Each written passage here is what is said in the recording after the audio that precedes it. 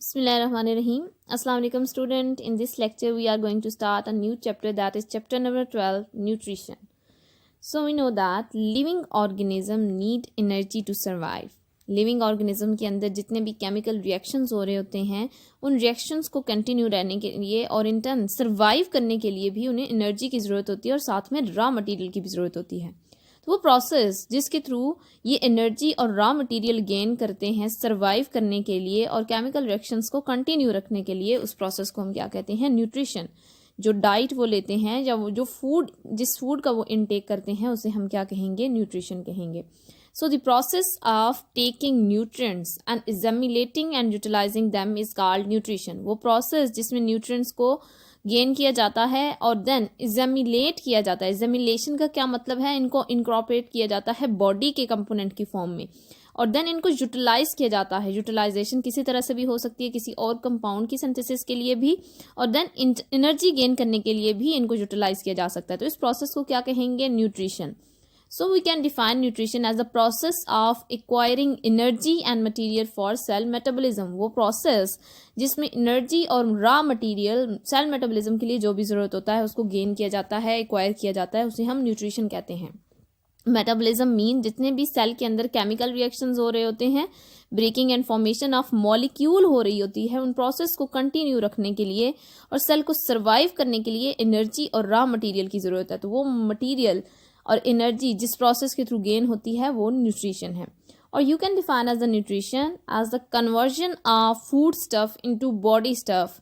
वो प्रोसेस जिसके through food stuff को, जो हम फूड लेते हैं जैसे कि कार्बोहाइड्रेट्स, लिपिड्स एंड प्रोटीन की फॉर्म में, उसको हमारी बॉडी के कार्बोहाइड्रेट्स, लिपिड्स एंड प्रोटीन और बाकी कंपोनेंट्स में जब चेंज किया जाता है तो इस प्रोसेस को क्या कहेंगे? न्यूट्रिशन।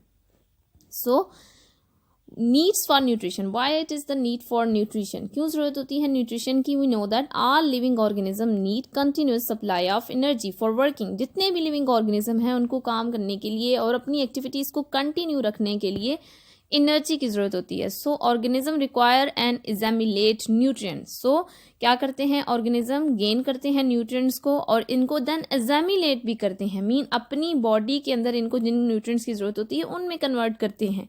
सो इनको अपनी बॉडी का पार्ट बनाते हैं, इनकॉर्पोरेट करते हैं अपनी बॉडी के अंदर। सो न्यूट्रिशन की नीड क्यों है? First one, maintenance of life. Nutrition क्यों चाहिए हमें? न्यूट्रिएंट्स की क्यों ज़रूरत होती है? क्यों हम एनर्जी गेन करना चाहते हैं और रॉ मटेरियल चाहिए? For maintenance of life. क्योंकि अगर हम सेल को डिफाइन करें तो सेल जो है ये कंटिन्यूसली इसके अंदर बायोकेमिकल रिएक्शंस हो रहे होते हैं, उन रिएक्शन को कंटिन्यू रहने के लिए रॉ मटेरियल और एनर्जी दोनों चाहिए। So nutrition is required for maintenance of life. Secondly, it is required for growth.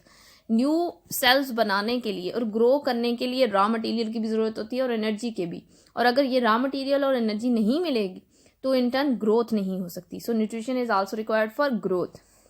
It is also provide raw material for synthesis of compound. तो ये न्यूट्रिशन जो है रॉ मटेरियल भी प्रोवाइड करती है सिंथेसिस ऑफ अदर कंपाउंड। जैसे कि हमारी बॉडी के अंदर जितने भी कंपाउंड्स बनते हैं, एंजाइम्स सिक्रीट किए जाते हैं, हार्मोन्स होते हैं या जितनी भी सिक्रीशंस बनाई जाती हैं उनको बनाने के लिए, और न्यू सेल जब बनता है तो उसकी जो केमिकल कंपोनेंट्स हैं उनको बनाने के लिए भी रॉ मटेरियल की ज़रूरत होती है। तो ये रॉ मटेरियल कौन प्रोवाइड करता है? Nutrition. And nutrition also provide energy to work and repair of cell. Nutrition इसके साथ साथ हमें काम करने के लिए और या एक सेल के अंदर जितनी भी एक्टिविटीज़ हो रही होती हैं, एक ऑर्गेनिज्म के अंदर जितनी भी एक्टिविटीज़ हो रही होती हैं, उनके लिए जो एनर्जी चाहिए होती है वो एनर्जी किससे ली जाती है? न्यूट्रिशन से। And also for repair of cell, cell के रिपेयर के लिए भी जो रॉ मटेरियल होता है वो कौन प्रोवाइड करता है? Nutrition. So what are the types of nutrients? Nutrients are basically components of food. Food के components को जिनको हम acquire करते हैं और then उनसे energy और बाकी material synthesize किया जाता है जो हमारी body के अंदर मौजूद होता है, तो इन्हें हम nutrients कहते हैं। So what are the types of nutrients? Nutrients are of two types. First of all, macronutrients and second, micronutrients. So what is the difference between macro and micronutrients? Macronutrients वो nutrients हैं जो large amount में acquire होते हैं और इनका molecular weight जो है ये high होता है, जैसे कि कार्बोहाइड्रेट्स हैं, लिपिड्स हैं, प्रोटीन है। और माइक्रोन्यूट्रिएंट्स जो हैं ये लो molecular weight होते हैं, जैसे कि वाटर हो गया, कार्बन डाइऑक्साइड। सो मैक्रोन्यूट्रिएंट्स क्या हैं? मैक्रोन्यूट्रिएंट्स कंपोनेंट हैं फूड के। These are the carbohydrates, protein and fats. और ये किस लिए चाहिए होते हैं? These provide energy. सबसे पहले जब भी कार्बोहाइड्रेट्स, लिपिड्स एंड प्रोटीन का ब्रेक डाउन होता है तो इससे क्या मिलती है? Energy. And these are also raw material for synthesis of protoplasm. अगर हम प्रोटोप्लाज्म की बात करें तो हमारे सेल के अंदर जो भी मटेरियल मौजूद होता है, सेल मेम्ब्रेन से लेकर साइटोप्लाज्म और न्यूक्लियस की अगर हम बात करें तो ये सब किससे मिलकर बन रहा है? कार्बोहाइड्रेट्स, लिपिड्स एंड प्रोटीन से। सो प्रोटोप्लाज्म की सिंथेसिस के लिए भी जो रॉ मटेरियल चाहिए होता है वो किससे ड्राइव किया जाता है? इन्हीं मैक्रोन्यूट्रिएंट्स से। Next are micronutrients. Micronutrients include water, electrolytes. Electrolytes में आयंस आ जाते हैं जैसे सोडियम है, पोटेशियम है, क्लोराइड आयन है, minerals and vitamins. These are included in the micronutrients. Micronutrients are also essential for metabolism. ये किस लिए चाहिए होते हैं? Although they are not part of protoplasm but they are needed for metabolism. जितने भी हमारी बॉडी के अंदर या एक सेल के अंदर केमिकल रिएक्शंस हो रहे होते हैं उनके अंदर इनकी ज़रूरत होती है। सो what is the mood off nutrition? Moods of nutrition की अगर हम बात करें तो बेस्ड ऑन न्यूट्रिशन ऑर्गेनिज्म को हम 2 कैटेगरीज में डिवाइड करते हैं। जितने भी ऑर्गेनिजम्स हैं उनको न्यूट्रिशन की बेस पे अगर हम क्लासीफाई करना चाहें तो उनको 2 क्लासेस में डिवाइड करते हैं, 2 कैटेगरीज में डिवाइड करते हैं। Based on nutrition organism are classified into autotrophs and heterotrophs. Autotrophs और हेटरोट्रॉफ्स में क्या फ़र्क है? ऑटोट्रॉफ्स जो है मेनली अपनी फूड खुद बना सकते हैं और हेटरोट्रॉफ वो एनिमल्स होते हैं, वो ऑर्गेनिज्म होते हैं जो अपनी फूड खुद प्रिपेयर नहीं कर सकते और किसी और एनिमल पे डिपेंड करते हैं या प्लांट्स पे डिपेंड करते हैं फॉर फूड। सो अगर हम इनका कंपैरिजन करें ऑटोट्रॉफ और हेटरोट्रॉफ ऑर्गेनिज्म का, so what is the difference between autotrophic and heterotrophic organism? Autotroph have ability to produce their organic food. Autotroph वो हैं जिनके अंदर ये एबिलिटी होती है कि वो अपनी ऑर्गेनिक फूड जैसे कि कार्बोहाइड्रेट्स, प्रोटीन है, फैट्स है, ये इनऑर्गेनिक मॉलिक्यूल से जैसे कि कार्बन डाइऑक्साइड एंड वाटर इनसे सिंथेसाइज कर सकते हैं। हेटरोट्रॉफ वो ऑर्गेनिज्म होते हैं जो ऑर्गेनिक कंपाउंड्स को सिंथेसाइज नहीं कर सकते इनऑर्गेनिक कंपाउंड से। सो ये ऑर्गेनिक कंपाउंड ये कहाँ से लेते हैं? अदर हेटरोट्रॉफिक ऑर्गेनिज्म से, ठीक है, या जितने भी बाकी ऑर्गेनिज्म हैं ऑटोट्रॉफ या हेटरोट्रॉफ उन ऑर्गेनिज्म को as a food source use करते हैं या ऑर्गेनिक कंपाउंड की फॉर्मेशन के लिए यूज़ करते हैं, ऑर्गेनिक कंपाउंड के सोर्स के तौर पे यूज़ करते हैं क्योंकि ये अपने ऑर्गेनिक कंपाउंड खुद बना नहीं सकते। Autotrophs use carbon dioxide and water as a raw material. तो कार्बन डाइऑक्साइड एंड वाटर को ये रॉ मटेरियल के तौर पे यूज़ करते हैं और कम्प्लेक्स कंपाउंड बनाते हैं। जैसे कि प्लांट फोटोसिंथेसिस में कार्बन डाइऑक्साइड एंड वाटर को यूज़ करके ग्लूकोज बनाते हैं और इस ग्लूकोज से बाकी कार्बोहाइड्रेट्स, लिपिड्स एंड प्रोटीन बनाई जाती हैं। इसी तरह हेटरोट्रॉफ की बात करें तो they depend on plants and other organism for organic food. क्योंकि ये अपने ऑर्गेनिक कंपोनेंट इनऑर्गेनिक से नहीं बना सकते तो ऑर्गेनिक कंपाउंड ये कहाँ से लेते हैं? प्लांट्स से और बाकी ऑर्गेनिज्म से। Example of autotrophic organism include plants, algae, photosynthetic bacteria. और अगर हम हेटरोट्रॉफ्स की बात करें तो इनमें मैन आता है, एनिमल्स हैं, बैक्टीरिया हैं और फंजाई हैं। So first of all we will discuss the nutrition in plants. Plants के अंदर किस तरह से न्यूट्रिशन होती है, कैसे वो अपने न्यूट्रिएंट्स गेन करते हैं और कौन कौन से न्यूट्रिएंट्स प्लांट्स को चाहिए होते हैं। प्लांट्स आर ऑटोट्रॉफ, ये अपनी फूड खुद इनऑर्गेनिक कंपाउंड से ऑर्गेनिक कंपाउंड बनाते हैं, खुद प्रिपेयर करते हैं अपनी food in the form of glucose और देन इस ग्लूकोज को बाकी ऑर्गेनिक कंपाउंड्स में चेंज करते हैं। So what are the elements that are needed by the plants? Elements किसको कहते हैं? एलिमेंट्स हमारे पास एटम की वो फॉर्म है जो कंबाइंड फॉर्म में सेम टाइप ऑफ एटम से मिलकर बनती है और इसको फर्दर ब्रेक नहीं किया जा सकता। सो एलिमेंट्स की अगर हम बात करें तो वो एलिमेंट्स जो प्लांट्स को चाहिए होते हैं, क्योंकि प्लांट्स ऑटोट्रॉफ हैं so they need inorganic substance. Inorganic substance में इनको क्या क्या चाहिए? इनको कार्बन चाहिए, ऑक्सीजन चाहिए, hydrogen for synthesis of organic compound. Organic compound का मेन पार्ट क्या होता है? Carbon, hydrogen and oxygen. जैसे कि कार्बोहाइड्रेट्स एंड लिपिड्स हैं या प्रोटीन्स हैं तो ये इन्हीं 3 एलिमेंट्स से मिलके बनते हैं, carbon, oxygen and hydrogen. So main जो इनऑर्गेनिक सब्सटेंस हैं जो प्लांट्स को रिक्वायर्ड होती हैं for the synthesis of organic compound वो है कार्बन, ऑक्सीजन एंड हाइड्रोजन। इसके साथ साथ प्लांट्स को और भी बहुत से न्यूट्रिएंट्स की जरूरत होती है। So what are the other elements that are needed by the plants? This include nitrogen. Nitrogen क्यों चाहिए होती है? Nitrogen is the part of protein. अगर हम कार्बोहाइड्रेट्स को देखें तो कार्बोहाइड्रेट्स में सिर्फ और सिर्फ कार्बन, ऑक्सीजन एंड हाइड्रोजन ही मौजूद है। इसी तरह लिपिड्स में भी कार्बन, ऑक्सीजन, हाइड्रोजन है, लेकिन प्रोटीन में एक और एटम भी मौजूद होता है, वो है नाइट्रोजन। तो नाइट्रोजन की भी ज़रूरत होती है for the synthesis of protein. तो प्लांट्स के साथ साथ न्यूट्रिएंट्स में नाइट्रोजन का इंटेक भी करते हैं। इसके साथ साथ फास्फोरस। फास्फोरस की क्यों जरूरत होती है? Phosphorus is the part of ATP, adenosine triphosphate. इसके साथ साथ ये डीएनए एंड आरएनए का भी पार्ट है, क्योंकि आरएनए एंड डीएनए किससे मिलके बनते हैं? न्यूक्लियोटाइड से।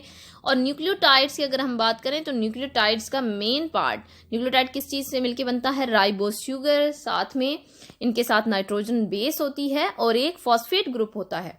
तो न्यूक्लिक एसिड का भी पार्ट है फास्फोरस, इस वजह से प्लांट्स को फास्फोरस भी रिक्वायर्ड होती है in the nutrients. Then magnesium, magnesium का क्या रोल है? मैग्नीशियम कंपोनेंट है क्लोरोफिल का, क्लोरोफिल का पार्ट है। क्लोरोफिल के अंदर सेंटर में इसके हेम जो हेड ग्रुप है उसके अंदर हेड वाला जो पार्ट है क्लोरोफिल का, उसके अंदर मैग्नीशियम एटम मौजूद होता है in the porphyrin ring. Centre में ये कोऑर्डिनेट कर रहा होता है 4 नाइट्रोजन एटम के साथ। So it is the part of chlorophyll. अगर मैग्नीशियम नहीं होगा तो क्लोरोफिल नहीं बनेगा। आयरन, आयरन की क्यों जरूरत होती है? Part of cytochrome. Iron is the part of cytochrome, ये साइटोक्रोम का पार्ट है। साइटोक्रोम कहाँ पे होते हैं? साइटोक्रोम इंटरमीडिएट होते हैं इलेक्ट्रॉन ट्रांसपोर्ट चेन के अंदर। इनके अंदर इलेक्ट्रॉन की ट्रांसपोर्ट होती है। इलेक्ट्रॉन एक साइटोक्रोम से दूसरे साइटोक्रोम की तरफ जब ट्रांसफर किए जाते हैं तो इससे एनर्जी जनरेट होती है in the form of ATP.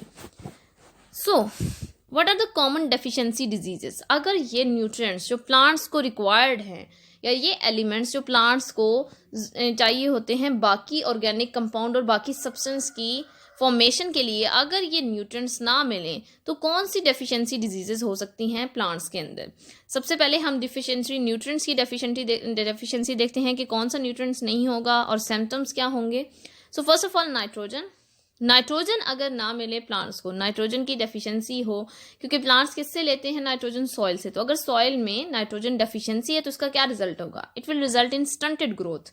Stunted growth का मतलब क्या है? प्लांट की लेंथ इंक्रीज नहीं करेगी, वो ज़्यादा ग्रो नहीं कर सकेंगे, ड्रॉफ हो जाएंगे और इसके साथ साथ क्लोरोसिस हो जाएगा ओल्ड लीव्स के अंदर। क्लोरोसिस का मतलब है येलोइंग हो जाएगी, नाइट्रोजन नहीं होगा। नाइट्रोजन क्योंकि क्लोरोफिल का भी पार्ट है, तो अगर क्लोरोफिल नहीं बनेगा तो क्लोरोफिल की फॉर्मेशन ना होने की वजह से जो ओल्ड लीव्स हैं इनमें क्लोरोसिस हो जाएगा, ये येलो हो जाएंगे।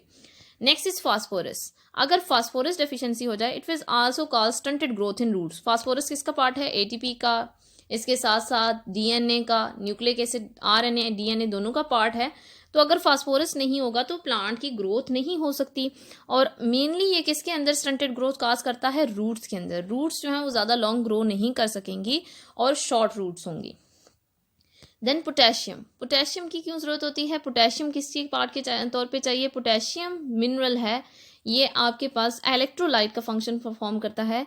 और प्लांट्स के अंदर अगर हम बात करें तो अगर पोटेशियम डेफिशिएंसी हो तो जो मार्जिन्स होती हैं, कॉर्नर्स होते हैं लीव्स के, प्रीमेच्योर लीव्स के जो अभी तक फुली डेवलप नहीं हुए, वो येलो एंड ब्राउन हो जाते हैं, जिसकी वजह से जब उनके अंदर येलोइंग हो जाएगी, ब्राउन हो जाएंगे, तो इससे वो फोटोसिंथेसिस प्रॉपरली नहीं कर सकेंगे और प्रीमेच्योर डेथ हो जाएगी प्लांट की। प्लांट इससे पहले कि ग्रो करे और उसकी एडल्ट फॉर्म में जाए, इससे पहले ही इसकी डेथ हो जाएगी।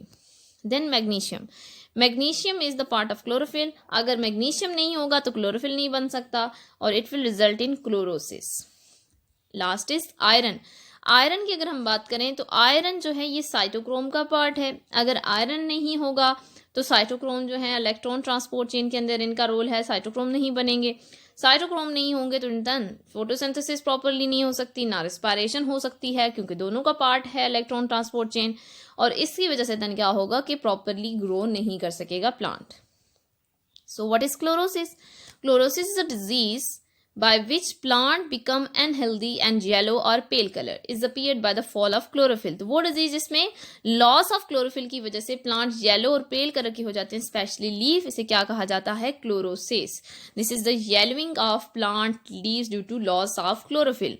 अगर क्लोरोफिल ना बने किसी भी न्यूट्रिएंट की डेफिशिएंसी की वजह से, जैसे मैग्नीशियम ना हो, नाइट्रोजन ना हो, तो इसकी रिजल्ट क्या होगा? क्लोरोफिल की फॉर्मेशन नहीं होगी तो येलो हो जाएंगे प्लांट के लीव्स। यहाँ पे क्लोरोसिस दिखाया गया, ये पार्ट जो है प्लांट का ये क्या है? क्लोरोटिक है, यहाँ पे क्लोरोसिस हो चुका है, ठीक है, ये येलोइश है। यहाँ पे हेल्दी पार्ट दिखाया गया है। क्लोरोसिस कितना किस हद तक है इसको हम इन कलर चार्ट से देख सकते हैं कि अगर आपके पास प्रॉपर ग्रीन कलर है तो हेल्दी प्लांट है, लेकिन जैसे जैसे ये पेल की तरफ जा रहा है तो इस mean it is going toward chlorosis. Next colour photography. What is colour photography? Colour photography की अगर हम बात करें तो प्लांट्स को, जैसे कि इकोनॉमिकली इंपॉर्टेंस हमारे पास प्लांट्स होते हैं जिनसे हम फूड लेते हैं या कोई भी कंपाउंड गेन करते हैं, इन प्लांट्स की अगर हम बात करें तो इन प्लांट्स के अंदर मिनरल डेफिशिएंसी को ट्रेस करने के लिए कलर फोटोग्राफी को यूज़ किया जाता है। मीन प्लांट्स के कलर इमेजिंग से ये अंदाज़ा लगाया जाता है कि इनके अंदर किस न्यूट्रिएंट की डेफिशिएंसी होगी। जैसे कि यहाँ पे पिक्चर में शो किया गया है कि अगर हमारे पास इस तरह का लीफ है, शॉर्ट लीफ है, और इस तरह का डार्क ग्रीन कलर का लीफ आ रहा है, तो इसका मतलब क्या है, बोरोन डेफिशिएंसी है। इसी तरह आयरन डेफिशिएंसी होगी तो इस तरह का येलो कलर का लीफ होगा। पोटेशियम डेफिशिएंसी होगी तो येलो कलर के स्पॉट्स अपीयर हो जाएंगे लीफ के ऊपर। अगर इस तरह का कलर पैटर्न आ रहा है तो ये किसकी डेफिशिएंसी की वजह से है, कैल्शियम डेफिशिएंसी की वजह से। इसी तरह ये मैग्नीशियम डेफिशिएंसी शो कर रहा है, यहाँ पे भी ये मैग्नीशियम डेफिशिएंसी है, यहाँ मैंगनीज डेफिशिएंसी है सॉरी ये, और ये मैग्नीशियम डेफिशिएंसी है। यहाँ ये नाइट्रोजन की डेफिशिएंसी की वजह से लीफ का कलर है, और ये एक हेल्दी लीफ है। तो प्लांट की कलर फोटोग्राफी से हम ये ट्रेस कर सकते हैं कि इनके अंदर कौन से न्यूट्रिएंट की डेफिशिएंसी है। सो सोर्स ऑफ न्यूट्रिएंट, प्लांट्स कहाँ से न्यूट्रिएंट्स लेते हैं, क्योंकि प्लांट्स अपनी जगह से एक जगह से दूसरी जगह मूव नहीं कर सकते, तो न्यूट्रिएंट्स के लिए वो किसके ऊपर डिपेंड करते हैं, सॉइल के ऊपर। So major source of nutrient क्या है, soil. Nutrients are essential for growth and life of plants. So first of all, crops fail to grow if we grow again and again in the same field without adding nutrients। अगर हम एक ही crop को, और बार बार हमारे पास अगर एक ही field के अंदर क्रॉप्स को दोबारा ग्रो करते रहते हैं, अगेन उसी फील्ड में प्लांट करते रहते हैं, तो क्या होगा, आहिस्ता आहिस्ता उस सॉइल के अंदर जितने भी न्यूट्रिएंट्स हैं वो यूज़ हो जाएंगे। और इस तरह नेक्स्ट अगर हम जब क्रॉपिंग करेंगे इसके अंदर फर्दर हम अगर प्लांट्स जो हैं उनको प्लांट करेंगे तो प्लांट्स ग्रो नहीं कर सकेंगे क्योंकि उनको न्यूट्रिएंट्स नहीं मिलेंगे। तो इन न्यूट्रिएंट्स की डेफिशिएंसी को देन कैसे फुलफिल किया जाता है, फर्टिलाइजर ऐड करके। आर्टिफिशियली हम इन न्यूट्रिएंट्स को सॉइल में अवेल करते हैं थ्रू द फर्टिलाइजर। नेक्स्ट, इसके साथ साथ फार्मर्स सॉइल्स के अंदर न्यूट्रिएंट्स की डेफिशिएंसी को फुलफिल करने के लिए मैन्योर भी यूज़ करते हैं। एनिमल्स मैन्योर, जो एनिमल्स का फुजला वगैरह होता है, जितना भी वेस्ट मटेरियल होता है उसको यूज़ करते हैं। इसी तरह सीवेज स्लज को यूज़ किया जाता है, और आर्टिफिशियल फर्टिलाइजर भी यूज़ किए जाते हैं न्यूट्रिशन ऑफ प्लांट्स के लिए, ताकि सॉइल के अंदर न्यूट्रिएंट्स की डेफिशिएंसी ना हो और ये न्यूट्रिएंट्स प्लांट्स को प्रॉपरली मिल सकें। इसके साथ साथ यूरिया है, सुपर फॉस्फेट है, अमोनियम नाइट्रेट्स हैं, ये केमिकल फर्टिलाइजर हैं जिनको आर्टिफिशियली बनाया जाता है न्यूट्रिएंट डेफिशिएंसीज को फुलफिल करने के लिए। मेनली ये नाइट्रोजन और फॉस्फेट की डेफिशिएंसीज को फुलफिल करने के लिए सॉइल के अंदर ये डाले जाते हैं, और ये जो फर्टिलाइजर हैं ये कॉमनली यूज़ होते हैं पाकिस्तान के अंदर। Thank you so much students.